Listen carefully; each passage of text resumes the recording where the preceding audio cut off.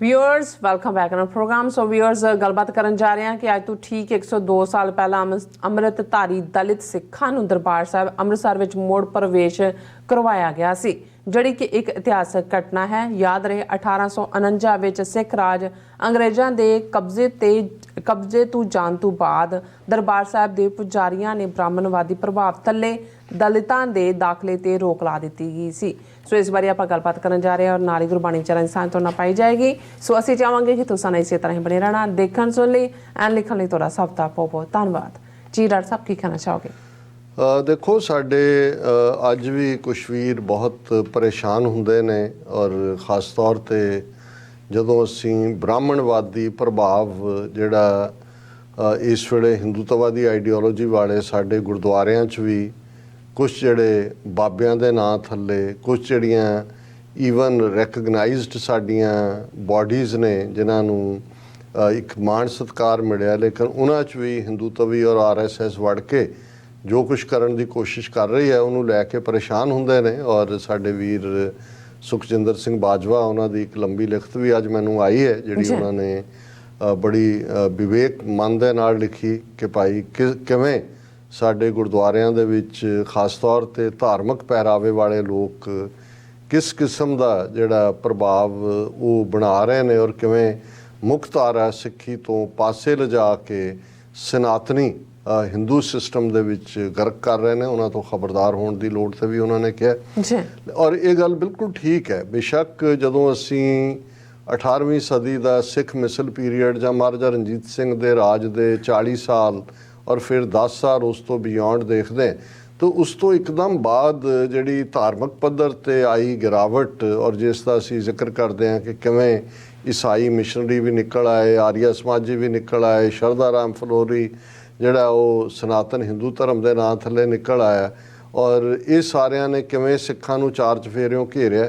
ਔਰ ਇੱਕ ਗੱਲ, ਕਿਉਂਕਿ 1849 'ਚ ਪੰਜਾਬ ਅੰਗਰੇਜ਼ਾਂ ਦੇ ਪੇਟੇ ਪੈਂਦਾ ਔਰ ਉਹਨਾਂ ਨੇ ਬਹੁਤ ਸਾਰੇ ਅਗਲੇ 1850ਵਿਆਂ 'ਚ ਜਿਹੜੇ ਵੱਡੇ ਜ਼ਮੀਨਾਂ ਵਾਲੇ ਗੁਰਦੁਆਰੇ ਉਹ ਤਾਂ ਮਹੰਤਾਂ ਦੀ ਨਿੱਜੀ ਮਲਕੀਅਤ ਬਣਾ ਦਿੱਤੇ। ਜਿਵੇਂ ਨਨਕਾਣਾ ਸਾਹਿਬ 550 ਮੁਰੱਬਾ ਜ਼ਮੀਨ ਸੀ, ਜਿਹਦੇ ਬਾਅਦ 'ਚ ਮਹੰਤ ਨਰੈਣੂ ਤੋਂ ਉਹਨੂੰ ਛਡਾਉਣ ਲਈ ਸਾਕਾ ਨਨਕਾਣਾ ਸਾਹਿਬ ਉਸ ਨਰੈਣੂ ਨੇ ਵਰਤਾਇਆ।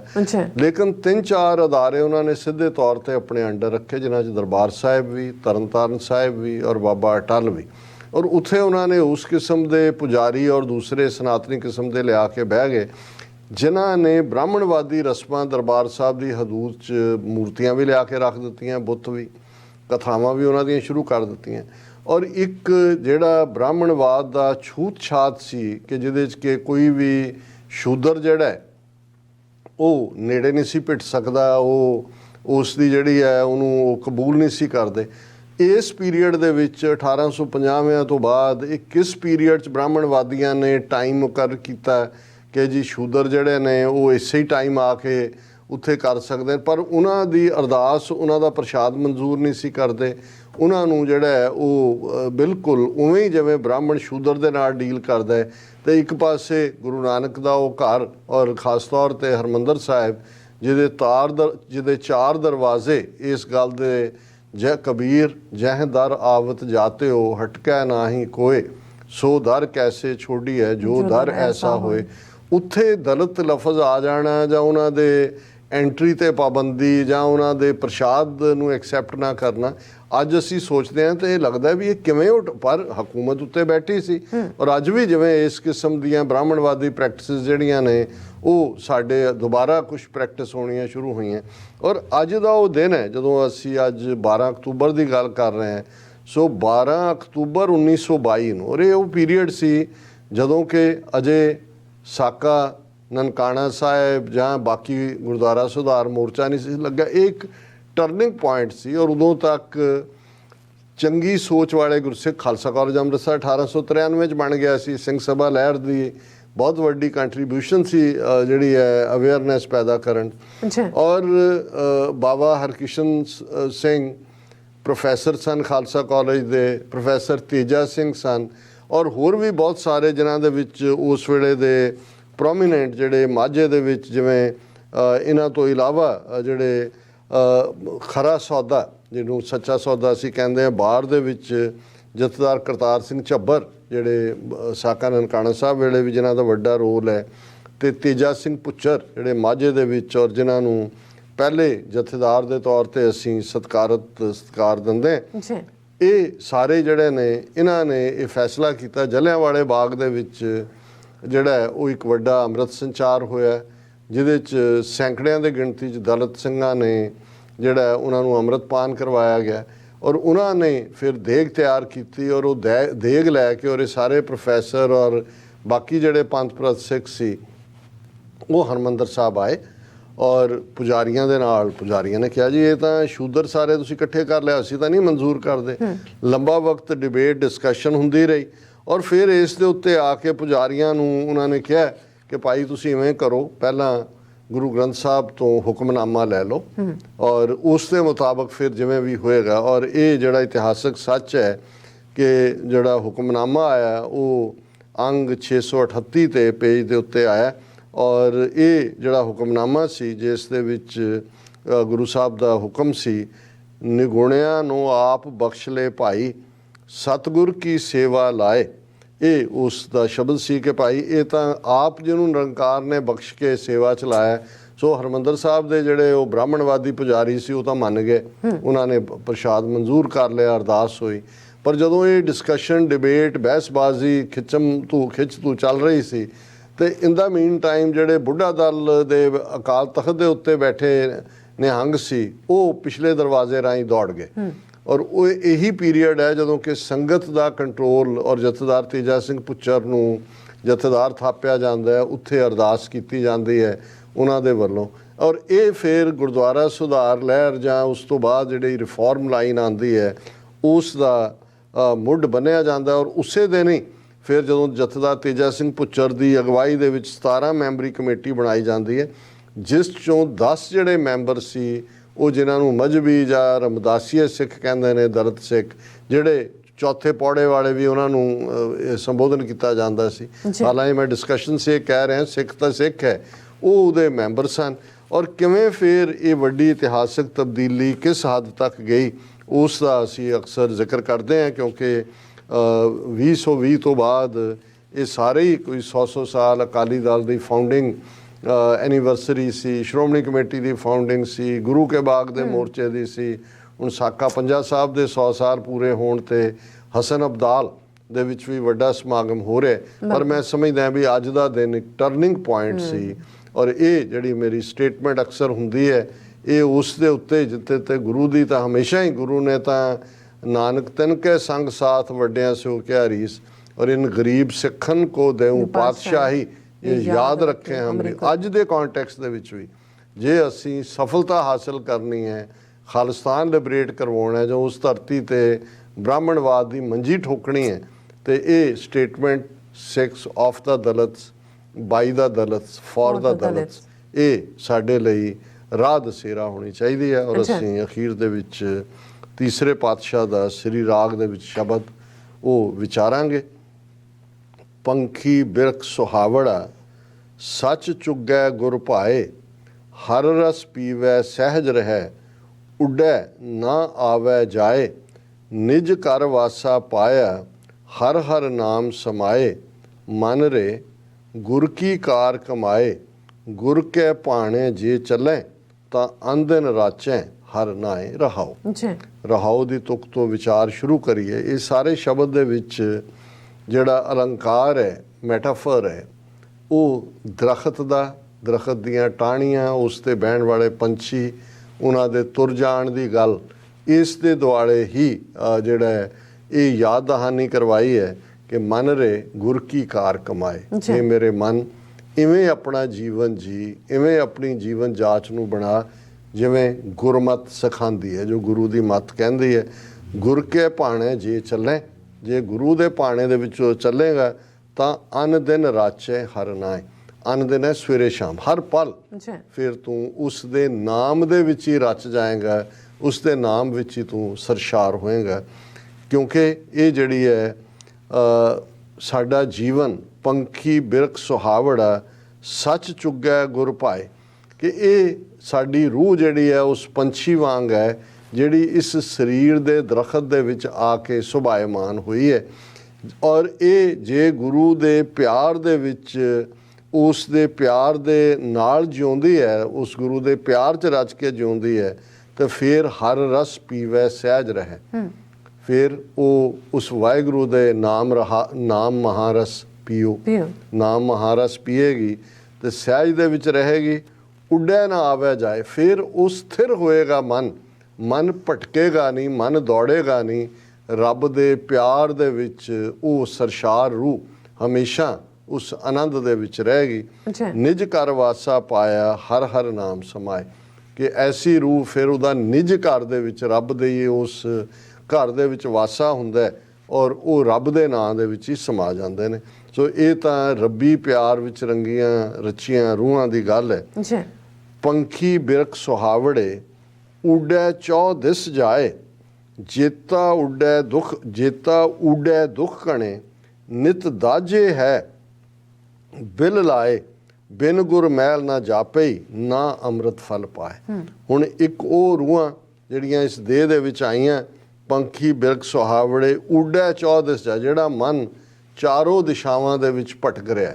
ਕਬਹੂ ਜੀੜਾ ਊਬ ਚੜਤ ਹੈ, ਕਬਹੂ ਜਾਏ ਪਿਆਲੇ, ਲੋਭੀ ਜੀਰਾ ਥਿਰ ਨਾ ਰਹਿਤ ਹੈ, ਚਾਰੇ ਕੁੰਟਾਂ ਪਾਲੇ। ਉਹ ਨੇ ਫਿਰ ਜਿੰਨਾ ਉਹ ਉੱਡਦੇ ਨੇ, ਜਿੰਨਾ ਭਟਕਦੇ ਨੇ, ਦੁੱਖ ਕਣੇ ਉਹਨਾਂ ਨੂੰ ਉਨੇ ਹੀ ਜ਼ਿਆਦਾ ਦੁੱਖ ਮਿਲਦੇ ਨੇ। ਨਿਤ ਦਾਜੈ ਤੈ ਬਿਲ ਲਾਏ, ਦਾਜਾ ਹੁੰਦਾ ਸੜਨਾ। ਉਹਨਾਂ ਦੀ ਰੂਹ ਹਮੇਸ਼ਾ ਗਮਾਂ, ਫਿਕਰ, ਚਿੰਤਾ ਦੇ ਵਿੱਚ, ਵਿਕਾਰਾਂ ਦੀ ਅੱਗ ਵਿੱਚ ਸੜ ਰਹੀ ਹੁੰਦੀ ਹੈ, ਤੇ ਬਿਲ ਲਾਏ ਹੈ ਚੀਕਾਂ ਮਾਰਨੀਆਂ, ਕਿ ਵੀ ਉਹ ਚੀਕ ਚਿਹਾੜਾ ਪਾ ਰਹੇ ਹੁੰਦੇ ਨੇ ਉਸ ਹਉਮੈ ਦੇ ਦਰਦ। ਬਿਨ ਗੁਰ ਮਹਿਲ ਨਾ ਜਾਪੇ ਨਾ ਅੰਮ੍ਰਿਤ ਫਲ ਪਾਏ। ਗੁਰੂ ਤੋਂ ਬਿਨਾਂ ਜਿਹੜਾ ਉਹ ਗੁਰੂ ਦੇ ਮਹਿਲ, ਗੁਰੂ ਦੇ ਟਿਕਾਣੇ, ਗੁਰੂ ਦਾ ਨਿਵਾਸ ਨਹੀਂ ਹੋਏਗਾ, ਤੇ ਨਾ ਹੀ ਜਿਹੜਾ ਨਾਮ ਰੂਪੀ ਅੰਮ੍ਰਿਤ ਫਲ ਹੈ ਉਹ ਨਸੀਬ ਹੁੰਦਾ ਹੈ। ਗੁਰਮੁਖ ਬ੍ਰਹਮ ਹਰਿਆਵਲਾ, ਸਾਚੈ ਸਹਿਜ ਸੁਭਾਏ, ਸਾਖਾ ਤੀਨ ਨਵਾਰੀਆ, ਏਕ ਸ਼ਬਦ ਲਿਵਲਾਏ, ਅੰਮ੍ਰਿਤ ਫਲ ਹਰ ਏਕ ਹੈ, ਆਪੇ ਦੇ ਖਵਾਏ। ਹੁਣ ਇਹ ਦੋਨੋਂ ਹੀ ਨਾਲ ਇੱਕ ਪਦਾ, ਇੱਕ ਦਾ ਇੱਕ ਦੂਜੇ ਦਾ, ਇੱਕ ਗੁਰਮੁਖ ਦਾ ਇੱਕ ਮਨਮੁਖ ਦਾ ਹੈ। ਕਿ ਜਿਹੜਾ ਗੁਰਮੁਖ ਹੈ, ਜਿਹਨੇ ਗੁਰੂ ਦੀ ਮੱਤ ਦੇ ਉੱਤੇ ਅਮੰਨਾ ਕੀਤੀ ਹੈ, ਉਹ ਇੱਕ ਹਰਿਆਵਲੇ ਦਰਖਤ ਵਾਂਗ ਹੈ। ਉਹ ਜਿਹਨੂੰ ਅਸੀਂ ਕਹਿੰਦੇ ਹਾਂ ਕਿ ਤਨ ਮਨ ਥੀਵੈ ਹਰਿਆ, ਕਿ ਉਹਦਾ ਤਨ ਤੇ ਮਨ ਜਿਵੇਂ ਹਰਿਆ ਦਰਖਤ ਦੀ ਹਰਿਆਵਲ ਦੇ ਨਾਲ ਹੀ ਹੈ। ਗੁਰਮੁਖ ਬ੍ਰਹਮ ਹਰਿਆਵਲਾ, ਸਾਚੈ ਸਹਿਜ ਸੁਭਾਏ, ਸੱਚ ਦੇ ਵਿੱਚ, ਸਹਿਜ ਦੇ ਵਿੱਚ, ਪਿਆਰ ਦੇ ਵਿੱਚ ਉਹ ਵਸਦਾ ਹੈ। ਸਾਖਾ ਤੀਨ ਨਵਾਰੀ ਹੈ। ਹੁਣ ਤਿੰਨ ਕੀ ਸੀ? ਰਜੋ ਤਮੋ ਸਤੋ, ਤਿੰਨ ਜਿਹੜੀਆਂ ਬਿਮਾਰੀਆਂ ਮਨ ਨੂੰ ਗ੍ਰਸੀਆਂ ਹੋਈਆਂ ਸੀ, ਉਹ ਤਿੰਨ ਟਾਹਣੀਆਂ ਸੀ, ਉਹ ਗੁਰਮੁਖ ਨੇ ਰੱਬ ਦੀ ਯਾਦ ਦੇ ਵਿੱਚ ਜੁੜੇ ਹੋਏ ਨੇ, ਉਹਨਾਂ ਨੂੰ ਕੱਟ ਦਿੱਤਾ ਹੈ। ਇੱਕ ਸ਼ਬਦ ਲਿਵਰਾਏ, ਇੱਕ ਸ਼ਬਦ ਦੇ ਵਿੱਚ ਉਹਨਾਂ ਦੀ ਸੁਰਤ ਟਿਕੀ ਹੋਈ ਹੈ। ਅੰਮ੍ਰਿਤ ਫਲ ਹਰ ਏਕ ਹੈ, ਕਿ ਇੱਕੋ ਇੱਕ ਵਾਹਿਗੁਰੂ ਹੈ ਜਿਹੜਾ ਫਲ ਹੈ, ਜਿਹੜਾ ਸਾਰਿਆਂ ਜੀਆਂ ਦਾ ਦਾਤਾ ਹੈ। ਆਪੇ ਦੇ ਖਵਾਏ, ਉਹ ਖੁਦ ਹੀ ਉਸ ਨਾਮ ਦੇ ਫਲ ਨੂੰ ਖਵਾਉਂਦਾ ਹੈ। ਹੁਣ ਮਨਮੁਖਾਂ ਦੀ ਗੱਲ, ਮਨਮੁਖ ਉਬੇ ਸੁੱਕ ਗਏ, ਨਾ ਫਲ ਤਿਨਾ ਛਾਓ, ਤਿਨਾ ਪਾਸ ਨਾ ਬੈਸੀਏ, ਉਹਨਾਂ ਘਰ ਨਾ ਗਿਰਾਓ, ਕੱਟੀਐ ਤੈ ਨਿਤ ਜਾਲੀਐ, ਉਹਨਾਂ ਸ਼ਬਦ ਨਾ ਨਾਓ। ਹੁਣ ਗੁਰਮੁਖ ਵਾਲਾ ਰੁੱਖ ਹਰਿਆ ਭਰਿਆ, ਤਿੰਨੋਂ ਰਜੋ ਤਮੋ ਸਤੋ ਦੀਆਂ ਟਾਹਣੀਆਂ ਕੱਟ ਕੇ ਅੰਮ੍ਰਿਤ ਫਲ ਮਿੱਠਾ, ਤੇ ਮਨਮੁਖ ਉਹ ਦੇਹ ਸੁੱਕ ਗਈ, ਜਿਵੇਂ ਦਰਖਤ ਸੁੱਕ ਜਾਂਦਾ ਹੈ, ਮਨਮੁਖ ਊਡੇ ਸੁੱਕ ਗਏ, ਨਾ ਫਲ ਤੇ ਨਾ ਛਾਂ। ਉਸ ਦਰਖਤ ਵਾਂਗ ਜਿਹਨੂੰ ਨਾ ਫਲ ਲੱਗਦਾ, ਨਾ ਜਿਹਦੀ ਛਾਂ ਹੈ, ਤੇ ਨਾ ਪਾਸ ਨਾ ਬੈਸੀ ਹੈ। ਉਹ ਮਨਮੁਖ ਨੇ, ਉਹਨਾਂ ਦੇ ਕੋਲ ਵੀ ਨਾ ਬੈਠੋ, ਕਿਉਂਕਿ ਉਹਨਾਂ ਘਰ ਨਾਲ, ਉਹਨਾਂ ਦੀ ਤਾਂ ਆਪਣੀ ਕੋਈ ਹੋਂਦ ਨਹੀਂ ਹੈ, ਉਹ ਤਾਂ ਆਪ ਜਿਹੜੇ ਨੇ ਉਹ ਡਿੱਗੇ ਹੋਏ ਨੇ। ਕੱਟੀਆ ਤੈਨ, ਤੇ ਇਹੋ ਜਿਹਾ ਰੁੱਖਾ ਜਿਹੜਾ ਦਰਖਤ ਹੁੰਦਾ ਹੈ, ਸੁੱਕ ਗਿਆ, ਉਹਨੂੰ ਫਿਰ ਕੱਟ ਕੇ ਸਾੜ ਦਿੱਤਾ ਜਾਂਦਾ ਹੈ, ਔਰ ਇਵੇਂ ਹੀ ਜ਼ਿੰਦਗੀ ਖਤਮ ਹੋ ਜਾਏ। ਉਹਨਾਂ ਸ਼ਬਦ ਨਾ ਉਹਨਾਂ 'ਚ ਨਾ ਗੁਰੂ ਦਾ ਸ਼ਬਦ ਹੈ, ਨਾ ਨਾਮ ਹੈ। ਹੁਕਮੇ ਕਰਮ ਕਮਾਵਣੇ, ਪਈਐ ਕਿਰਤ ਫਿਰਾਓ, ਹੁਕਮੇ ਦਰਸ਼ਨ ਦੇਖਣਾ, ਜੈ ਭੇਜੈ ਤੈ ਜਾਓ, ਹੁਕਮੇ ਹਰ ਹਰ ਮਨ ਵਸੈ, ਹੁਕਮੇ ਸੱਚ ਸਮਾਓ। ਕਿ ਹੁਣ ਫਿਰ ਗੁਰਮੁਖ ਵਾਲੇ ਕਿ ਹੁਕਮ ਦੇ ਵਿੱਚ ਉਹ ਕਰਮ ਕਮਾਉਂਦੇ ਨੇ, ਆਪਣੀ ਕਿਰਤ ਵੀ ਉਸ ਦੇ ਮੁਤਾਬਕ ਹੀ ਹੁੰਦੀ ਹੈ, ਉਹਦੇ ਹੁਕਮ 'ਚ ਹੀ ਦਰਸ਼ਨ ਦੇਖਣਾ ਨਸੀਬ ਹੁੰਦਾ ਹੈ, ਉਹਦੇ ਹੁਕਮ 'ਚ ਹੀ ਜੈ ਭੇਜੈ ਤੈ ਜਾਓ, ਉਹ ਉਹਦੇ ਹੁਕਮ 'ਚ ਜਿਉਂਦੇ ਨੇ। ਹੁਕਮੇ ਹਰ ਹਰ ਉਹਦੇ ਹੁਕਮ ਦੇ ਵਿੱਚ ਵਾਹਿਗੁਰੂ ਮਨ ਦੇ ਵਿੱਚ ਵਸਦਾ ਹੈ, ਔਰ ਉਹਦੇ ਹੁਕਮ ਦੇ ਥੱਲੇ ਹੀ ਸੱਚ ਦੇ ਵਿੱਚ ਸਮਾਈ ਹੁੰਦੀ ਹੈ। ਹੁਕਮ ਨਾ ਜਾਣੈ ਬੱਪੜੇ, ਭੂਲੇ ਫਿਰੈ ਗਵਾਰ, ਮਨ ਹਟ ਕਰਮ ਕਮਾਵਦੇ, ਨਿਤ ਨਿਤ ਹੋਏ ਖੁਆਰ, ਅੰਤਰ ਸ਼ਾਂਤ ਨਾ ਆਵੇ, ਨਾ ਸੱਚ ਲੱਗੈ ਪਿਆਰ। ਹੁਣ ਇੱਕ ਪਾਸੇ ਗੁਰਮੁਖ ਹੁਕਮ 'ਚ ਜੀਣ ਵਾਲੇ ਨੇ, ਜੈ ਭੇਜੈ ਤੈ ਜਾਈ। ਦੂਜੇ ਜਿਹੜੇ ਹੁਕਮ ਨੂੰ ਨਹੀਂ ਜਾਣਦੇ ਉਹ ਗਵਾਰ ਨੇ, ਉਹ ਭੁੱਲੇ ਫਿਰਦੇ, ਚਾਰ ਚਫੇਰੇ ਭਟਕਦੇ ਫਿਰਦੇ ਨੇ। ਉਹ ਆਪਣੇ ਮਨ ਦੇ ਆਖੇ ਲੱਗ ਕੇ ਉਹ ਜੇ ਕੰਮ ਕਰਦੇ ਨੇ ਜਿਨ੍ਹਾਂ 'ਚੋਂ ਖੁਆਰੀ ਨਿਕਲਦੀ ਹੈ, ਉਹਨਾਂ ਦੇ ਅੰਦਰ ਸ਼ਾਂਤੀ ਨਾਂ ਦੀ ਸ਼ਾਂਤ ਨਹੀਂ ਹੁੰਦੇ ਉਹਨਾਂ ਦੇ ਅੰਦਰ, ਕਿਉਂਕਿ ਉਹਨਾਂ ਨੂੰ ਸੱਚ ਦੇ ਨਾਲ ਪਿਆਰ ਹੀ ਨਹੀਂ ਹੁੰਦਾ। ਇਸ ਲਈ ਉਹ ਹਮੇਸ਼ਾ ਅਸ਼ਾਂਤ ਹੁੰਦੇ ਨੇ। ਗੁਰਮੁਖੀਆਂ ਮੂੰਹ ਸੋਹਣੇ, ਗੁਰ ਕੈ ਹੇਤ ਪਿਆਰ। ਸੱਚੀ ਭਗਤੀ ਸੱਚ ਰਤੇ, ਦਰ ਸੱਚੈ ਸਚਿਆਰ। ਆਏ ਸੇ ਪਰਵਾਨ ਹੈ, ਸਭ ਕੁਲ ਕਾ ਕਰੇ ਉਦਾਰ। ਜਿਹੜੇ ਰੱਬ ਦੇ ਨਾਲ ਸੱਚ ਨਾਲ ਜੁੜੇ ਨੇ ਉਹਨਾਂ ਦੇ ਚਿਹਰਿਆਂ ਦੇ ਉੱਤੇ ਵੀ ਇੱਕ ਨੂਰ, ਇੱਕ ਮਿਠਾਸ, ਇੱਕ ਜਮਾਲ, ਇੱਕ ਹੁਸਨ ਹੁੰਦਾ, ਕਿਉਂਕਿ ਰੱਬ ਦੀ ਯਾਦ ਦੇ ਵਿੱਚ ਜੁੜੇ ਹੋਏ ਉਹ ਚਿਹਰੇ ਜਿਹੜੇ ਨੇ ਉਹ ਰੂਹਾਂ, ਉਹਨਾਂ ਦੇ ਚਿਹਰਿਆਂ ਤੋਂ ਹੀ ਇਹ ਨਜ਼ਰ ਆਉਂਦਾ ਹੈ। ਗੁਰਮੁਖਿਆਂ ਮੂੰਹ ਸੋਹਣੇ, ਉਹਨਾਂ ਦੇ ਸੋਹਣੇ ਚਿਹਰੇ ਹੁੰਦੇ ਨੇ ਕਿਉਂਕਿ ਉਹ ਗੁਰੂ ਦੇ ਪਿਆਰ ਵਿੱਚ ਜੁੜੇ ਹੁੰਦੇ ਨੇ, ਸੱਚੀ ਭਗਤੀ 'ਚੋਂ ਰੱਤੇ ਹੁੰਦੇ ਨੇ। ਉਹ ਸੱਚੇ ਦੇ ਦਰ ਦੇ ਉੱਤੇ ਹਮੇਸ਼ਾ ਹੀ ਸਚਿਆਰ ਬਣ ਕੇ ਖਲੋਤੇ ਨੇ। ਔਰ ਉਹੀ ਰੂਹਾਂ ਨੇ ਆਏ ਸੇ ਪ੍ਰਵਾਨ ਹੈ ਕਿ ਉਹਨਾਂ ਦਾ ਜੀਵਨ, ਮਨੁੱਖਾ ਜੀਵਨ ਸਫਲ ਹੈ। ਸਭ ਕੁਲ ਕਾ ਕਰੇ ਉਦਾਰ। ਉਹਨਾਂ ਦੀ ਬਦੌਲਤ ਉਹਨਾਂ ਦੇ ਖਾਨਦਾਨ ਤਰ ਜਾਂਦੇ ਨੇ, ਕਿਉਂਕਿ ਉਹ ਇੱਕ ਆਈਕੋਨਿਕ ਫਿਗਰ ਬਣ ਜਾਂਦੇ ਨੇ। ਬਾਕੀ ਵੀ ਆਲਾ ਦੁਆਲਾ ਜਿਹਨੂੰ ਅਸੀਂ ਇਹ ਕਹਿੰਦੇ ਹਾਂ ਕਿ ਭਾਈ ਨਾਨਕ ਤੇ ਮੁਖ ਉਜਲੇ ਕੀਤੀ ਛੁੱਟੀ ਨਾਲ, ਕਿ ਉਹਨਾਂ ਦੇ ਆਪਣੇ ਮੁਖ ਤਾਂ ਉਜਲ ਹੁੰਦੇ ਨੇ, ਸੋਹਣੇ ਹੁੰਦੇ ਨੇ, ਦਿਦਾਰੀ ਹੁੰਦੇ ਨੇ। ਕਿੰਨੇ ਹੋਰ ਉਹਨਾਂ ਦੀ ਬਦੌਲਤ ਜਿਹੜਾ ਹੈ ਇਸ ਮਾਇਆ ਦੇ ਮੋਹ ਜਾਲ 'ਚੋਂ ਛੁੱਟਦੇ ਨੇ। ਤਾਂ ਅਖੀਰਲੇ 8ਵੇਂ ਪਦੇ 'ਚ ਤੀਜੇ ਨਾਨਕ ਗੁਰੂ ਅਮਰਦਾਸ ਸਾਹਿਬ ਫਰਮਾਉਂਦੇ ਨੇ, ਸਭ ਨਦਰੀ ਕਰਮ ਕਮਾਵਦੇ, ਨਦਰੀ ਬਾਰ ਨਾ ਕੋਏ। ਜੈਸੀ ਨਦਰ ਕਰ ਦੇਖੈ ਸੱਚਾ, ਤੈਸਾ ਹੀ ਕੋ ਹੋਏ। ਨਾਨਕ ਨਾਮ ਵਡਾਈਆਂ, ਕਰਮ ਪ੍ਰਾਪਤ ਹੋਏ। ਕਿ ਭਾਈ ਇਹ ਵੀ ਅਲਟੀਮੇਟਲੀ ਉਸ ਵਾਹਿਗੁਰੂ ਦੀ ਨਜ਼ਰ ਜੇ ਸਵੱਲੀ ਹੋਏ, ਸਭ ਨਦਰੀ ਕਰਮ ਕਮਾਵਦੇ, ਨਦਰੀ ਉਸ ਦੀ ਨਜ਼ਰ ਤੋਂ ਬਿਨਾਂ ਇਹ ਸੰਭਵ ਨਹੀਂ ਹੈ। ਜਿਉਂ ਜਿਹੀ ਉਹ ਨਜ਼ਰ ਕਰਦਾ ਉਹ ਜਿਹਾ ਹੀ ਕੋਈ ਹੋ ਜਾਂਦਾ। ਔਰ ਤੀਸਰੇ ਪਾਤਸ਼ਾਹ ਫਰਮਾਉਂਦੇ ਨੇ ਕਿ ਭਾਈ ਇਹ ਵਡਿਆਈਆਂ ਨਾਮ ਦੀਆਂ ਕਰਮ ਪ੍ਰਾਪਤ ਹੋਏ, ਉਹਦੀ ਰਹਿਮਤ ਨਾਲ, ਕਰਮ ਨਾਲ, ਬਖਸ਼ਿਸ਼ ਨਾਲ ਹੀ ਹਾਸਲ ਹੁੰਦੀਆਂ। ਜੀ ਡਾਕਟਰ ਸਾਹਿਬ, ਤੁਹਾਡਾ ਬਹੁਤ ਬਹੁਤ ਸ਼ੁਕਰੀਆ। ਤੁਸੀਂ ਅੱਜ ਦੇ ਐਮਏ ਸ਼ੂ ਤੇ ਅੱਜ ਦਾ ਵਿਚਾਰ ਸਾਡੇ ਦਰਸ਼ਕਾਂ ਨਾਲ ਸਾਂਝਾ ਕੀਤਾ ਹੈ। ਸੋ ਇਸ ਤਰ੍ਹਾਂ ਆਪਣੀ ਵਿਊਅਰਸ ਕੋਲ ਲੈਣੇ ਇਜਾਜ਼ਤ। ਵਿਊਅਰਸ, ਸਾਡੇ ਪ੍ਰੋਗਰਾਮ ਦਾ ਸਮਾਂ ਇੱਥੇ ਸਮਾਪਤ ਹੁੰਦਾ ਹੈ। ਤੁਸੀਂ ਆਪਣੀ ਰਾਏ ਤੇ ਸੁਝਾਅ ਸਾਨੂੰ ਭੇਜਣਾ ਭੁੱਲਣਾ ਸਾਡੇ ਇਸ ਪਤੇ ਤੇ sos@tv84.tv ਤੇ ਅਸੀਂ ਆਪਣਾ ਪ੍ਰੋਗਰਾਮ ਲੈ ਕੇ ਫਿਰ ਦੁਬਾਰਾ ਤੁਹਾਡੇ ਰੂਬਰੂ ਹੋਵਾਂਗੇ। ਤਦ ਤੱਕ ਲਈ ਮੈਨੂੰ ਤੇ ਆਪਣਾ ਸੁਣਾ ਗਿਆ ਤੋਂ ਦੇਖਦੇ ਰਹੋ TV84। ਬੁਲਾ ਦਿਓ ਫਤਿਹ। ਵਾਹਿਗੁਰੂ ਜੀ ਕਾ ਖਾਲਸਾ, ਵਾਹਿਗੁਰੂ ਜੀ ਕੀ ਫਤਿਹ। ਰੱਬ ਰਾਖਾ।